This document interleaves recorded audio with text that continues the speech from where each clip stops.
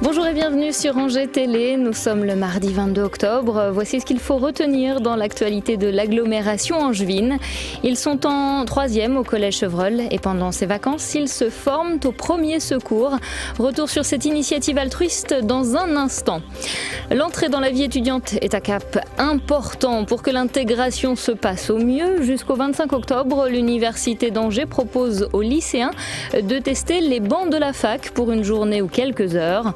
Enfin, notre invitée du jour est Carole Jonquet.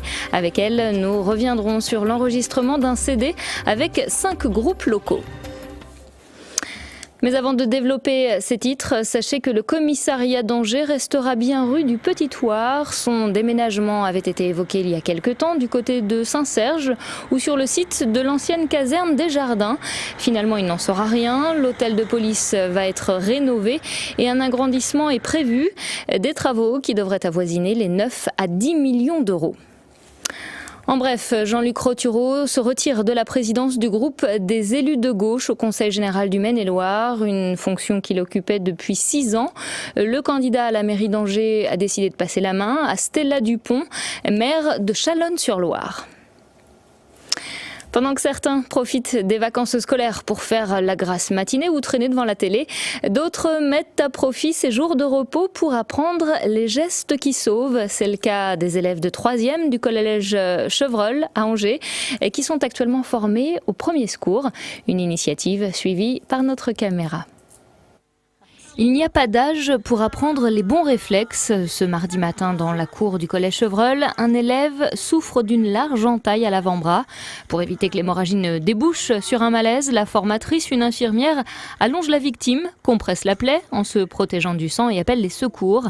Présentés sous une forme ludique, ces gestes de base sont immédiatement intégrés par les collégiens. En cas d'accident, le jour venu, on espère qu'ils sauront agir correctement. Non, je me sens déjà plus responsable. Mais que si, comme je vous disais, si une personne a besoin d'aide, faut que dès plus jeune, on sait tous déjà réagir pour plus tard. Je sais pas du tout si j'oserais intervenir. Je sais pas, mais si c'est quelque chose de grave, je pense que j'oserais. Cette formation au premier secours est proposée gratuitement à tous les élèves de 3e du collège dans le cadre de l'opération École ouverte. L'objectif à terme est de former tous les collégiens qui sortent de l'établissement. Le collège doit donner une formation, une instruction la plus large possible et donner des atouts à ses élèves. Et le PSC1, en fait, la formation au premier secours, le diplôme, est exigé souvent lors de premier emploi ou de concours, etc. Et en cela constitue un atout supplémentaire potentiel. Près de 20 000 personnes meurent chaque année en France d'accidents, à la maison, sur les routes ou au travail. Intervenir avant l'arrivée des secours, même dès le plus jeune âge, peut réduire ce chiffre et donc sauver des vies. M'essayer, c'est m'adopter. C'est le nom d'une initiative proposée chaque année aux élèves de première ou de terminale pour découvrir les bancs de la fac. Toute cette semaine, les lycéens qui le souhaitent peuvent participer à des cours de lettres, de droit, de médecine ou d'économie à l'université d'Angers. Fabrice Gadon, lui, s'est glissé dans un cours de psycho en compagnie de 2 lycéennes. Reportage. Bienvenue à l'université d'Angers, ses 19 000 étudiants et ses milliers de mètres carrés de locaux. Dit comme cela, la perspective peut susciter quelques interrogations, voire de l'angoisse. Et c'est pour ça que depuis plusieurs années, l'université d'Angers propose donc l'opération intitulée « L'essayer, c'est l'adopter ». Le principe est tout simple, les lycéens peuvent suivre un cours comme s'ils étaient inscrits à l'université. Clémence et Axel se sont donc offerts un test grandeur nature ce lundi en psychologie. J'appréhendais un peu la fac et du coup je voulais venir voir comment se passait un cours, juste pour voir un peu ce que c'est que la psychologie et voir un cours de fac en fait. Je voudrais me diriger vers une fac de psycho, donc je voudrais voir comment ça se passe réellement, parce que je n'ai jamais fait de cours de fac. Il y a une différence entre le lycée et la fac. Déjà là c'est très très grand, ça fait peur un peu. Pour l'université, cette opération de découverte permet de dédramatiser l'arrivée dans un nouvel environnement qui peut se révéler perturbant.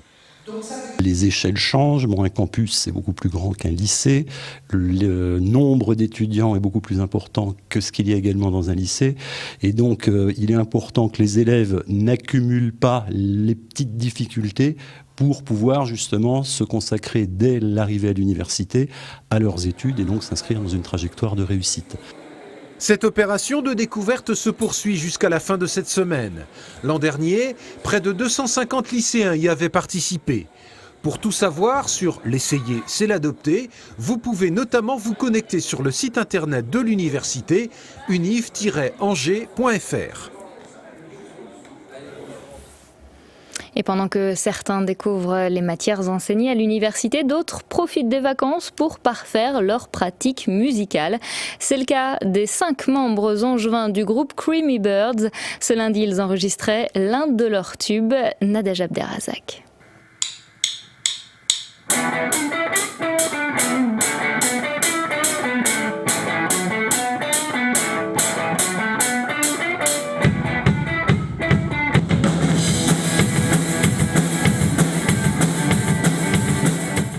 Entre 16 et 17 ans et ne vivent qu'au rythme de leur musique pop-rock. Depuis 2 mois seulement, ces 5 lycéens forment le groupe Creamy Birds, alias les oiseaux crémeux. Ils font partie des 5 équipes choisies pour figurer sur la compilation du Shabada, un projet qui leur permet d'enregistrer un titre dans un studio professionnel, mais aussi de monter sur scène pour le présenter. L'objectif de ce projet, c'est déjà que le groupe ait une première expérience de studio. Une expérience de scène, voilà. Donc les faire avancer vers une démarche un peu plus professionnelle. Les instruments, les micros, tout un réseau de casques dans lequel ils s'entendent, et pour pouvoir entendre aussi leur instrument un peu comme ils l'ont jamais entendu en fait. Des conditions professionnelles qui leur en a beaucoup appris sur leur musique. En fait, c'est plus compliqué que ce qu'on pense, et à voir aussi toutes nos erreurs individuellement, puisqu'on voit piste par piste chacun de nos instruments jouer. Donc plein d'erreurs qu'on ne voit pas en répète, et ça permet d'apprendre et de s'améliorer. Tout ce qui est en rythme, genre basse batterie, la moindre petite erreur, ça s'entend direct et il faut tout refaire depuis le début. Enfin, c'est des petits trucs, mais pour nous c'est énorme. Enfin, donc c'est la perfection qu'on cherche. Même s'ils n'ont eu qu'une seule journée pour enregistrer leur composition, intitulée Fugitive, ces musiciens en herbe ont bien conscience du caractère unique de cette chance pour promouvoir leur groupe et se faire connaître du grand public. On a quand même la chance d'être là, quoi. Enfin, il y a beaucoup de guitaristes ou de personnes qui font de la musique qui aimeraient être à notre place. On arrive dans cette salle, on se rend pas trop compte de la chance qu'on a. Je pense qu'on réalisera plus ce soir. Mais ouais, c'est une opportunité énorme qui s'offre à nous. Et pour évoquer plus longuement ce dispositif appelé Parcours musical, je reçois à présent Carole Jonquet. Bonjour. Bonjour. Vous êtes donc responsable culturelle à la maison de quartier des Hauts de Saint-Aubin. Expliquez-nous un peu en quoi consiste ce parcours musical. Alors, dans une partie des maisons de quartier de la ville d'Angers, on a des locaux de répétition, c'est-à-dire la mise en place de locaux pour que des jeunes amateurs musiciens puissent répéter. Donc voilà, donc la maison de quartier des Hauts de Saint-Aubin, il y a aussi un local de répétition, bien sûr. Et l'année dernière, on a créé, donc j'ai créé en lien avec 2 autres maisons de quartier, Léo Lagrange au départ, un parcours avec, dans un premier temps, une compilation et un concert qui s'est passé à Beaucouzé. Et cette année, on a voulu amplifier un petit peu ce projet en l'intensifiant et en mettant en place une réelle aide pour les musiciens pour qu'ils puissent approfondir leur création artistique. Comment avez-vous fait la sélection des 5 groupes, puisque j'imagine qu'il y a beaucoup plus de groupes amateurs dans l'agglomération ou même sur la ville d'Angers? Alors l'idée déjà, c'était de faire vraiment de la qualité, donc de prendre un groupe déjà abouti. Voilà, abouti répartis, pas vraiment, parce que il y a en tout 21 jeunes de 15 à 25 ans. Donc, chaque groupe existe depuis environ 1 an. Ils n'ont pas fait d'enregistrement, ils n'ont pas fait de scène, ou alors quelques scènes, mais vraiment très peu. Donc l'idée, c'est vraiment de choisir ces groupes-là et de les accompagner vers un développement de leur parcours musical. Donc là, ce qu'on a vu, c'est l'enregistrement d'un titre. D'un des groupes, voilà, et d'un titre. Donc Creamy Birds, qui est un petit groupe d'ados, en fait, parce qu'ils sont assez jeunes. Voilà. Et les 5 groupes vont, comme ce qu'on a vu, enregistrer un titre qui va être... et après, ce sera une compilation que vous allez vendre, ou en tout cas, vous allez proposer. Donc il y a eu plusieurs étapes dans ce projet-là. Au mois de mars, on les a réunis déjà pour une découverte des métiers du spectacle vivant, donc la rencontre de plein de personnes, de sonorisateurs, ingénieurs son, lumière, de gens qui travaillent sur la com, sur la production, enfin il y a plein de professionnels différents. On a passé une semaine sur un travail pédagogique sur la préparation des morceaux. Cette semaine, on est en train d'enregistrer là tous les jours au studio Tostaki un morceau par groupe. La semaine prochaine, ce sera la préparation à la scène pour que le 14 décembre, il y ait la scène au Shabada sur la petite scène. Combien d'exemplaires de cette compilation ? Il y a entre 150 et 200 CD qui vont sortir en sérigraphie, parce qu'on fait appel à un asso qui s'appelle Get Back City, qui va faire une pochette sérigraphiée. L'idée, c'est vraiment de donner au groupe un CD qu'on puisse tenir, qui soit un peu valorisant. Par contre, les gens qui voudront l'acheter donneront ce qu'ils voudront, mais ce sera libre de téléchargement, par contre, sur Internet, voilà. Au niveau du CD. Est-ce que vous avez une idée de ce que deviennent ces groupes, puisque c'est déjà la 2e année? Est-ce que ça a servi l'année dernière aux groupes précédents? Alors oui, sur les groupes de l'année dernière, j'ai amené la compile quand même pour que vous la voyez, la compile de l'année dernière. Celle de l'année dernière. Voilà. Donc on avait enregistré 6 groupes. Sur les 6 groupes, il y en a 4 qui sont encore existants aujourd'hui. 2 qui ont splitté, mais ça c'est la vie des jeunes groupes de toute façon.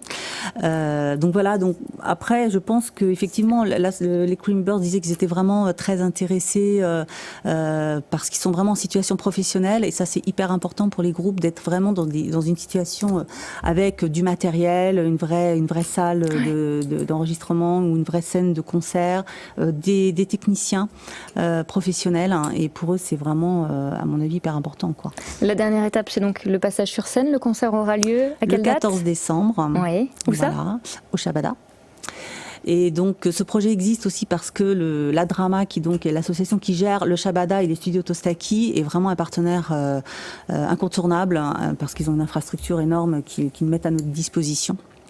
Et puis bon, je voulais quand même dire aussi qu'on a eu une aide de la DRAC, de la ville et du Conseil général pour cette action-là, parce que sans financement, on ne peut pas non plus exister, quoi. Très bien. Une année suivante, l'année prochaine, le projet devrait être reconduit ? À voir, hein, peut-être, oui. Très bien. Merci beaucoup, Carole Jonquet. Merci.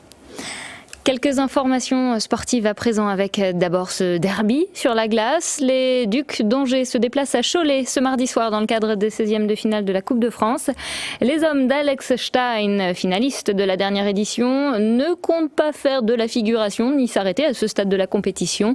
Début du match ce mardi soir à 20h30 à la patinoire de Cholet. En basketball, l'ABC reçoit le CSP Limoges ce mardi soir pour le premier tour de la Coupe de France. Un match déséquilibré entre le club angevin qui évolue en National 1 et les Limogeaux en Pro A. Une rencontre à suivre dès 20h depuis les gradins de la salle Jean Bouin. Enfin, en tennis de table, c'est la reprise. Après un mois de trêve, les pongistes de la Vaillante se rendent en Bretagne, à Hennebont, pour le compte de la 3e journée de Pro A. Les Angevins souhaitent continuer sur leur lancée. Grâce à leurs 2 victoires en 2 matchs, ils occupent actuellement la première place du classement. Voilà, c'est sur ces informations que nous refermons ce journal. On se retrouve mercredi soir dès 19h pour faire un nouveau point sur l'actualité de l'agglomération angevine. Très bonne fin de journée sur Angers Télé.